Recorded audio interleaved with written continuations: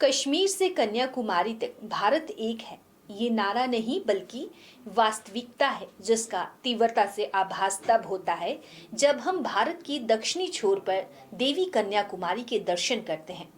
अनायास ही उत्तर में हिमालय की पर्वत श्रृंखलाओं में बसी वैष्णव माता का ध्यान आता है। एक और समुद्र तट वासिनी माँ तो दूसरी ओर बर्फीली पहाड़ियों पर बसी माँ, दोनों माता पार्वती के ही रूप है। कहा जाता है कि कन्याकुमारी में ही सती माता की रीढ़ की हड्डी गिरी थी। कन्याकुमारी में देवी कुमारी अर्थात अविवाहिता कन्या रूप में है और उधर वैष्णो माता के मंदिर में प्रतिदिन कन्याओं का पूजन होता है। पूर्व में माता कामाख्या है तो पश्चिम में नासिक में सप्तशृंगी देवी है। एक अदृश्य बंधन उत्तर से दक्षिण, पूर्व से पश्चिमी तक देश को, संस्कृति को और हम सबको बांधता है। मंदिर समुद्र तट से कुछ ऊंचाई पर है तथा इसके चारों ओर लगभग 18 से 20 फुट की दीवार है। राजा मार्तंड के राज्यकाल में कन्याकुमारी का इलाका त्रावणकोर राज्य का हिस्सा बन गया था।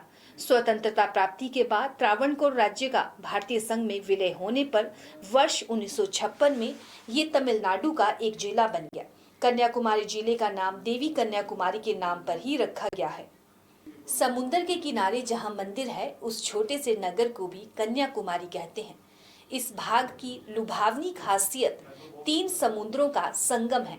पूर्व में बंगाल की खाड़ी, दक्षिण में हिंद महासागर और पश्चिम की ओर अरब सागर। ये संगम इसे तीर्थ स्थान की संज्ञा देता है।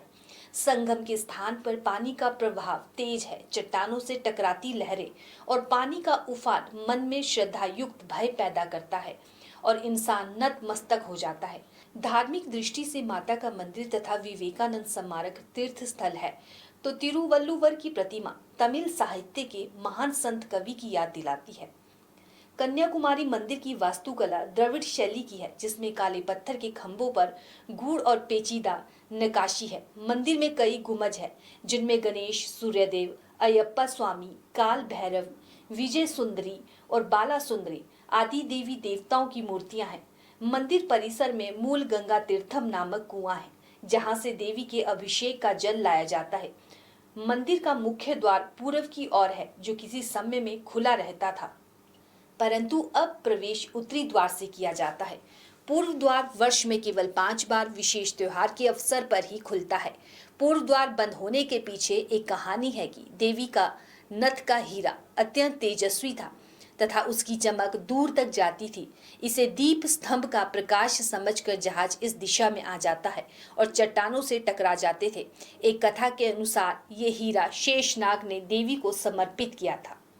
मंदिर के भीतर मंदिर से जुड़े 11 तीर्थ स्थल हैं।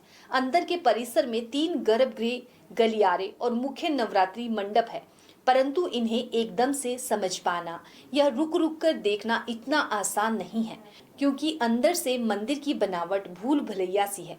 फिर दर्शनार्थियों की भीड़ के कारण इधर उधर रुकना अक्सर कठिन होता है।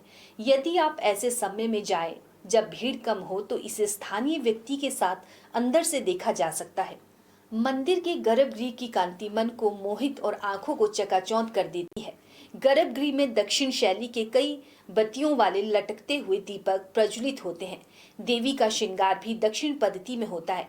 मूर्ति काले पत्थर की बनी है और लंबे हार, नथ, चमकीली बॉर्डर वाली साड़ी से सजी देवी दर्शनार्थी को मंत्रमुग्ध कर देती है। आमतौर पर देवी को यहाँ कुमारी अमन अर्थात अम्मा के नाम से जाना जाता है। अन्य नाम देवी भगवती, देवी बाला, भद्रकाली आदि है। माता के कुमारी रूप के पीछे एक रोचक कहानी है। बाणासुर नाम की राक्षस ने घोर तपस्या कर ब्रह्मा को प्रसन्न करके अमृतत्व का वर मांगा, पर भगवान ने कहा अमृतत्व तो नहीं मिल सकता, कुछ और मांगो। तो बाणासुर ने मांग की कि केवल कुमारी कन्या को छोड़कर उसे कोई न मार सके। वर पाते ही बाणासुर ने पृथ्वी पर कहर ढाना शुरू कर दिया और देवताओं को बंदी बना लिया। त्रस्त देवताओं ने मां भगवती को प्रसन्न कर अपनी व्यथा सुनाई। तदनुसार देवी ने कन्या रूप में राजा भरत के घर जन्म लिया। राजा के 8 पुत्र थे तथा एक ही कन्या थी, जिसका नाम कुमारी था। जब राजा भरत ने अपना राज्य सब बच्चों में बराबर बांटा, तब दक्षिण का राज्य उनकी बेटी कुमारी के हिस्से आया। पार्वती का रूप होने के कारण सहज ही था कि देवी के मन में शिव को पति के रूप में पाने की चाह उठी। देवी ने तपस्या की और भोले शिव शादी को मान गए। विवाह ब्रह्म मुहूर्त में था।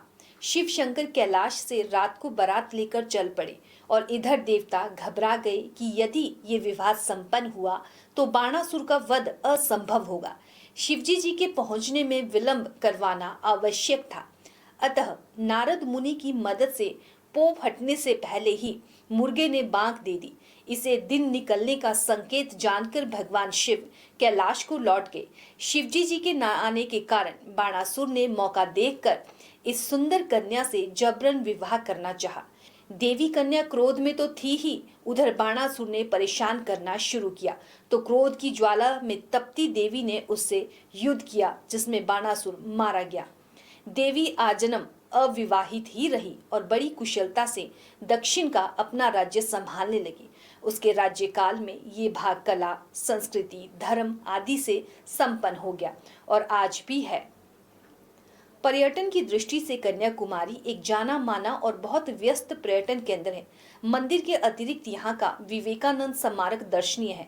दिसंबर 1862 में कैलिफोर्निया जाने से पूर्व स्वामी विवेकानंद देवी के दर्शन के लिए यहाँ आए थे और इस चट्टान पर 3 दिन बैठकर उन्होंने तपस्या की थी।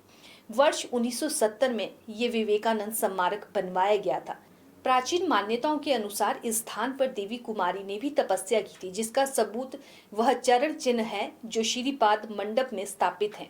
स्मारक से कुछ दूरी पर समुद्र में ही संत कवि तिरुवल्लुवर की 133 फुट की मूर्ति है। दोनों स्थानों के लिए जहाज की फेरी चलती है।